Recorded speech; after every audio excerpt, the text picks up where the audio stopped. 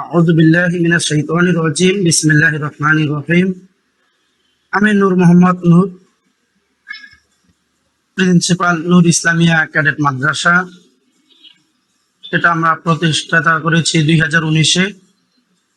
আমাদের এই শাখার এখানে 2023 সাল থেকে শুরু হয়েছে হায়দার মোল্লার বাড়িতে।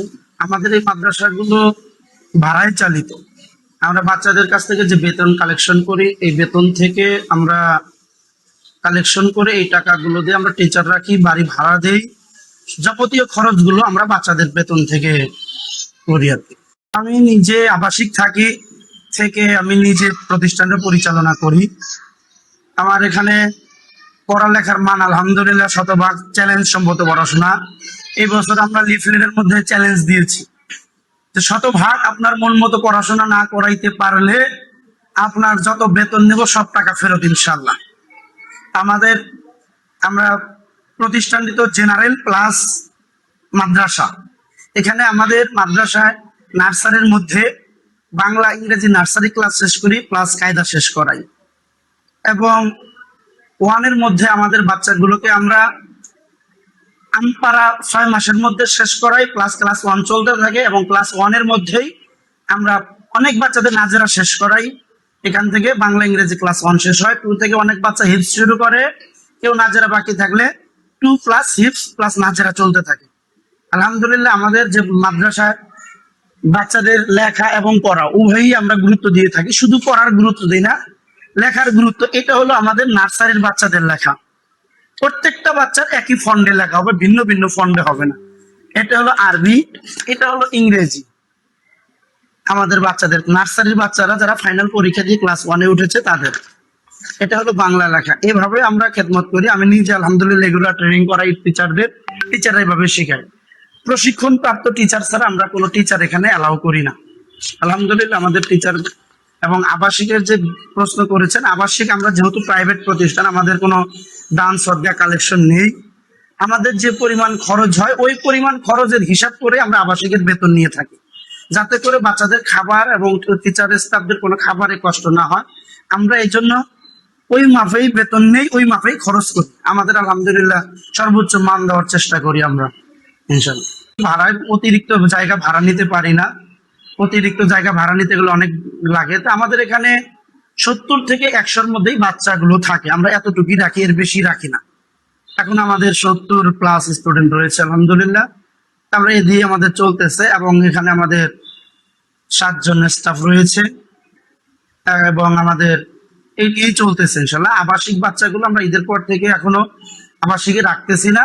সকল বাচ্চাগুলো এখনো এসে পৌঁছানো, কিছু বাচ্চাগুলো আসছে ইনশাল্লাহ আগামী সপ্তাহ থেকে। যারা শুধু হিপস করে তারাই শুধু আবাসিক থাকে, কিন্তু খাবারগুলো বাড়ি থেকে দিচ্ছে, বাবা মারা খাবার বাড়ি থেকে দেয়। তারা নিয়ে প্রশ্ন করেছেন শাসন নিয়ে। শাসন এই যুগে আর বর্তমানে নেই। এখানে আমাদের স্লোগান হয়েছে প্রহার করে নয়, বরং সহানুভূতি ও বিনোদনের মাধ্যমে পাঠদান। আমি বাচ্চাদের প্রিন্সিপাল হয়েও নিজেই বাচ্চাদের সাথে খেলাধুলা করি। সপ্তাহে 1-2 দিন বিকেল বেলা আমরা মাঠে নিয়ে যাই। যার কারণে আমরা প্রহার নয়, বরং সহানুভূতি ও বিনোদনের মাধ্যমে পাঠদান। এই যুগের এখন আর শাসনের যুগ নয়। বাচ্চাও শাসন চায় না, অভিভাবকও শাসন চায় না। অন্যের বাচ্চা মাইরে আমি লেখাপড়া থেকে, বরঞ্চ বাচ্চা মারলে লেখাপড়া বাদ দিয়ে চলে যায়, মা প্রতিষ্ঠানে আসে না। যার কারণে আমাদের বাচ্চাগুলো আমরা আদর সোহাগ ভালোবাসা দিয়ে পড়াই, এবং আনন্দদায়ক পরিবেশ তৈরি করে আমরা ক্লাস করাই। এবং প্রত্যেকটা টিচার কমপক্ষে 1 মাস আমার নিজের প্রশিক্ষণ নিতে হবে।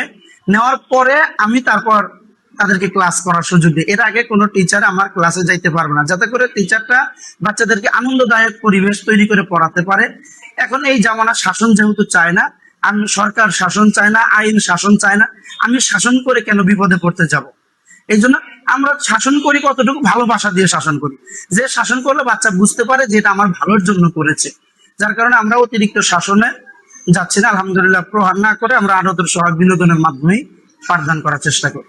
আমরা অভিভাবকদেরকে দাওয়াত দিয়ে থাকি, গার্জিয়ানদেরকে দাওয়াত দিয়ে থাকি যে আপনারা আপনাদের সন্তানদেরকে আমাদের মাদ্রাসাগুলো দিতে পারেন।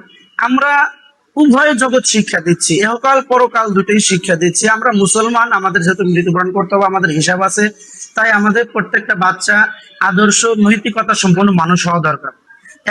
একই সাথে এই দুনিয়ার কর্ম করে দক্ষ হবে। আল্লাহ তাআলা কোরআনে বলছে ফাইজা কুজিয়াতুস সালাতু ফান্তাশিরু ফিল আরদ, তোমরা নামাজ শেষে দুনিয়াতে জমিনে ছড়াইয়া পড়ো রিজিকের সন্ধানে।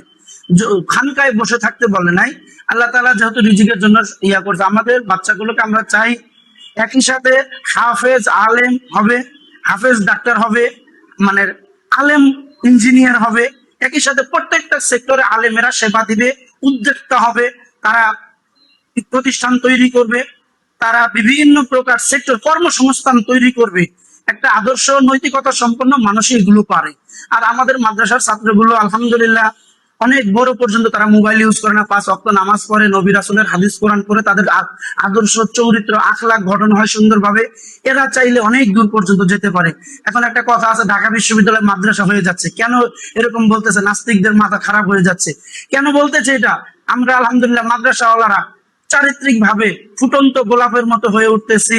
আমরা সকল মোবাইল সেক্টর আদব আখলাকওয়ালা হয়ে আমরা লেখাপড়া করে আমরা জায়গাগুলো চেষ্টা করতেছি ওইরকম ভাবে দখল করার জন্য। আলহামদুলিল্লাহ আমাদের মাদ্রাসাগুলো এগিয়ে যাচ্ছে। তাই আমি অভিভাবকদেরকে বলবো, আপনার সন্তানকে মাদ্রাসায় পড়ান।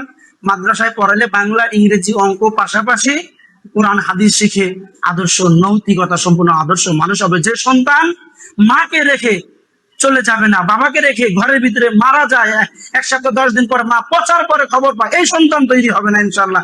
যে সন্তান মা পায়খানা করবে, এই পায়খানা হাত দিয়ে পরিষ্কার করে মা সেবা করবে, এই সন্তান আমরা তৈরি করার চেষ্টা করতেছি। এই জন্য আপনার সন্তানদেরকে মাদ্রাসামুখী করবেন ইনশাল্লাহ।